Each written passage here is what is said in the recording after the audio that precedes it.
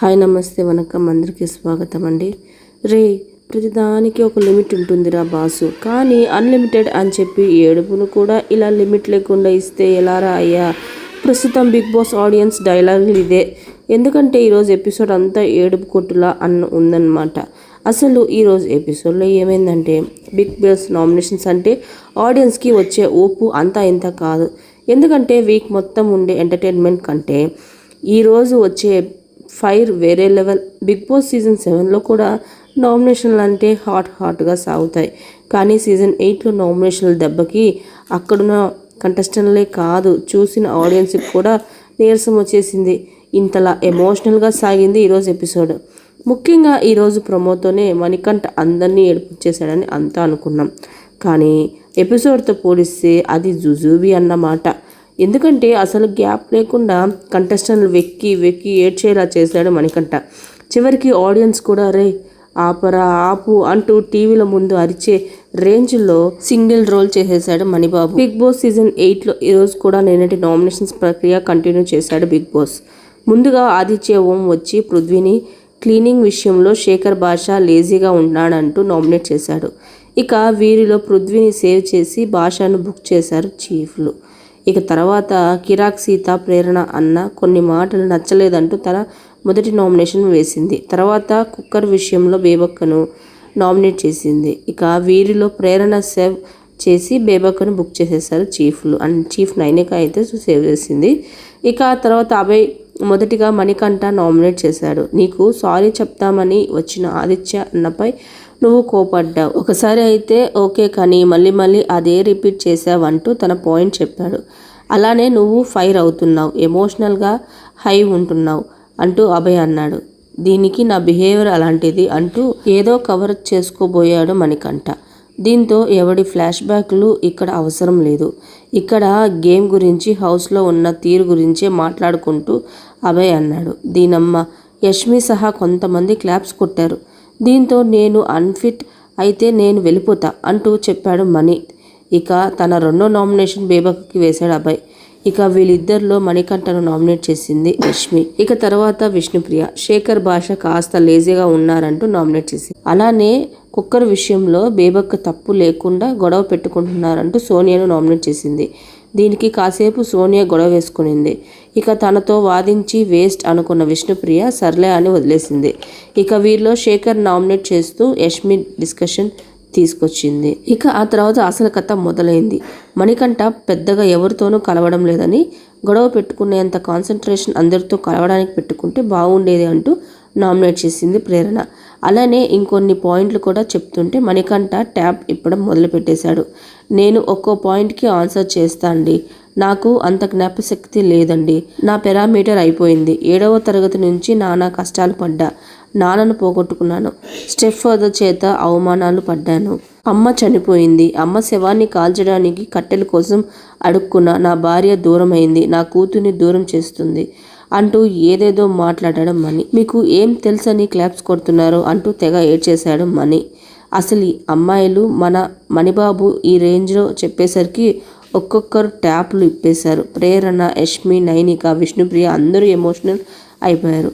ముఖ్యంగా చీఫ్ యష్మి అయితే సీట్లో కూర్చొని వెక్కి ఏడ్చేసింది. మరి ఇప్పుడైనా ఓపెన్ అయ్యారు కదా, ఇక నుంచి అయినా మాతో ఫ్రెండ్షిప్నెస్ చేయండి అంటూ ప్రేరణ అంటే మణికంఠ మరో డైలాగ్ కొట్టాడు. నేను ఎవరిని నమ్మలేను, మనుషుల మీద మానవతాల మీద నాకు నమ్మకం పోయింది అంటూ ఏడుస్తూనే ఉన్నాడు మణి. ఇక మనోన్ని లేడీస్ అంతా కాసేపు ఓదార్చారు. ఇక మణికంఠ తన మొదటి నామినేషన్ విష్ణుప్రియకి వేశాడు. లాంచింగ్ ఎపిసోడ్ అయిన రోజే తనలో ఫెమినిటీ ఉందని విష్ణుప్రియ చెప్పడం తనకు నచ్చలేదని, దానివల్ల తనని బయట అందరూ ట్రోల్ చేసే అవకాశం ఉందంటూ మణికంఠ చెప్పుకొచ్చాడు. ఇక ఈ విషయంలో విష్ణుప్రియ మరోసారి క్లారిటీ ఇచ్చే ప్రయత్నం చేసింది. కానీ నిన్ను చెక్ చేయడానికి ఈ 3 days నీతో క్లోజ్గా ఉన్నానంటూ మణికంఠ చెప్పడంతో విష్ణుప్రియ ఎమోషనల్ అయిపోయింది. నువ్వు జెన్యున్గా అనుకున్నా, కానీ నువ్వు నన్ను చెక్ చేయడానికి వచ్చావు ఓకే అంటూ ఏడ్చేసింది విష్ణు. ఇక తర్వాత తన రెండో నామినేషన్ శేఖర్ భాషకి వేశాడు మణికంఠ. వీళ్ళిద్దరి మధ్య డిస్కషన్ నడుస్తుంటే ఎవరికి లేదయ్యా ఫ్లాష్ బ్యాక్, వచ్చి వెయిట్ చేసి దాని నుంచి సింపతి తెచ్చుకొని పాలిటిక్స్ క్రియేట్ చేస్తున్నావు అంటూ ఫైర్ అయ్యాడు శేఖర్ భాష. ఇక వీళ్ళిద్దరిలో శేఖర్ భాషను సేవ్ చేసి విష్ణుప్రియని నామినేట్ చేసింది యష్మి. ఇక పృథ్వీ బేబక్కను మొదటిగా నామినేట్ చేయగా తర్వాత మణికంఠను చేశాడు. నాకు పిరికి వాళ్ళు నచ్చరు, దేనికైనా ఇలా ఏడ్చే వాళ్ళు అస్సలు నచ్చరు. నువ్వు సింపతి గేమ్ ఆడుతున్నావు, నువ్వు ఓ నెగిటివ్ పర్సన్ అంటూ నామినేట్ చేశాడు పృథ్వీ. ఇక వీరిలో మణికంఠ నామినేట్ చేసి బేబక్కను సేవ్ చేసింది నైనిక. మొత్తంగా ఈ వారం నామినేట్ అయిన వ్యక్తులు ఎవరంటే సోనియా, బేబక్క, శేఖర్ భాష, విష్ణుప్రియ, పృథ్వీ, మణికంఠ. ఇక బయటికి వచ్చిన తర్వాత కూడా మణికంఠ తన మోనో యాక్టింగ్ అయితే కొనసాగించేశాడు. చూస్తూ సగం జీవితం అయిపోయింది, మార్చుకోవాలని మార్చుకోలేకపోతున్నాను అంటూ ఏదేదో ఒంటరిగా మాట్లాడుకుంటున్నాడు. ఇంతలో నిఖిల్, యష్మి, సీత వచ్చి మణికంఠను ఓదార్చేందుకు ప్రయత్నం చేశారు. కానీ మనోడు అసలు ఆపలే లేదు. నాకు దిక్కు లేదబ్బా, నా వల్ల కావడం లేదు, బాడీ నాకు సహకరించడం లేదు, బ్రెయిన్లో మిలియన్స్ ఆఫ్ థాట్స్ రన్ అవుతున్నాయి. ఇక్కడి నుంచి బయటికి వెళ్ళిన తర్వాత నన్ను అందరూ నెగిటివ్ పర్సన్ అనే అనుకుంటారు అని ట్యాగ్ చేస్తారు.